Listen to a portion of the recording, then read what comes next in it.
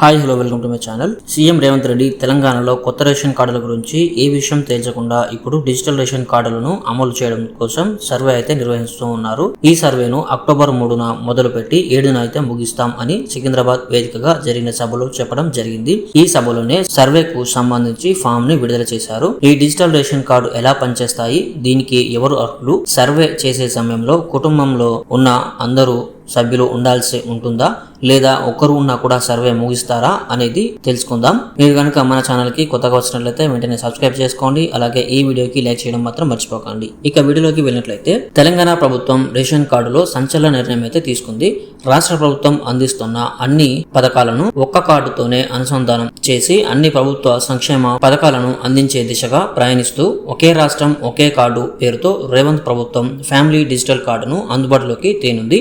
దీనికోసమని 119 నియోజకవర్గాల్లో 238 గ్రామాలను pilot project కింద తీసుకుని ఈ నెల 3 నుండి 7 వరకు గ్రామాభివృద్ధి అధికారులు, రెవెన్యూ అధికారులు, ఆరోగ్య సంస్థ అధికారులు ఈ సర్వేలో పాల్గొని ఫ్యామిలీ రేషన్ కార్డులను అప్డేట్ చేస్తూ వచ్చారు. అయితే ఈ సర్వేలో ఏమి అడిగారు అనేది ఒకసారి తెలుసుకుందాం. ఈ సర్వేలో కొన్ని గ్రామాలను మాత్రమే పైలట్ ప్రాజెక్ట్ కింద రాష్ట్ర ప్రభుత్వం తీసుకుంది. ఆ గ్రామంలో ప్రతి ఇంటికి సర్వే ఆఫీసర్ వెళ్లి తమ యొక్క వివరాలను అడిగి తెలుసుకున్నారు.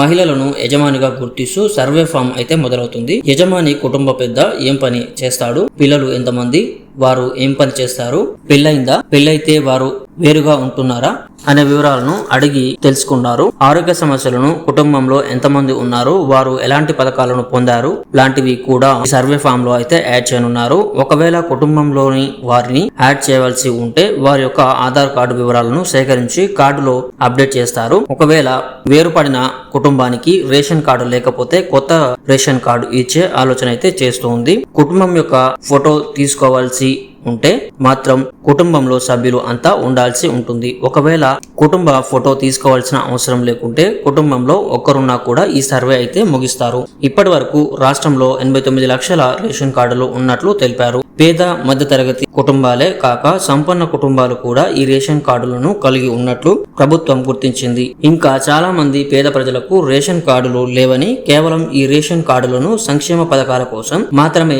అప్లై చేసుకున్నారని గుర్తించి ఈ నిర్ణయం తీసుకుంది. మరి ఈ డిజిటల్ రేషన్ కార్డుల ద్వారా పొందే ప్రయోజనాలను చూసుకుందాం. సికింద్రాబాద్ లో జరిగిన వేదిక సభలో సీఎం రేవంత్ రెడ్డి ఈ ఎఫ్డిసి కార్డు ద్వారా ఫీజు రియంబర్మెంట్, రైతు బీమా, రేషన్, ఆరోగ్యశ్రీ, ఇందిరమ్మ ఇండ్లు, గృహజ్యోతి, రైతు భరోసా, మహాలక్ష్మి, ఉచిత బస్సు, కళ్యాణ లక్ష్మి, అలాగే ప్రభుత్వం అందించేటటువంటి అన్ని సంక్షేమ పథకాలు ఈ ఒక్క కార్డుతోనే పొందవచ్చని అయితే తెలిపారు. ప్రతి పథకంలో కొత్త ధృవపత్రాలు ఇవ్వకుండా, ప్రతిసారి కొత్త ప్రాబ్లం రాకుండా ఒక్క క్లిక్ తోనే పూర్తి సమాచారం అయితే పొందవచ్చని అయితే తెలిపారు. గతంలో 30 శాఖల్లో 30 సార్లు డాక్యుమెంట్లు తీసుకోవడం ద్వారా వివరాలు అనేవి మిస్ మ్యాచ్ అయ్యి చాలా వరకు ప్రాబ్లమ్స్ వస్తుండడంతో నిర్ణయం తీసుకున్నట్టు సీఎం రేవంత్ రెడ్డి తెలిపారు. పైలట్ ప్రాజెక్ట్ గా తీసుకున్నటువంటి గ్రామాల్లో ఈ కార్డులు గనుక సక్సెస్ అయితే పూర్తిగా రాష్ట్రమంతటా ఈ కార్డులను తీసుకురావాలని ప్రభుత్వం ఆలోచిస్తోంది. ఈ డిజిటల్ కార్డులపై మీరు ఏమనుకుంటున్నారో కామెంట్ రూపంలో అయితే తెలియజేయండి. సో ఇది ఫ్రెండ్స్, ఈ రోజు వీడియో మీకు నచ్చినట్లయితే లైక్ చేయండి. అలాగే మన ఛానల్కి సబ్స్క్రైబ్ అవ్వడం మాత్రం మర్చిపోకండి. Thank you.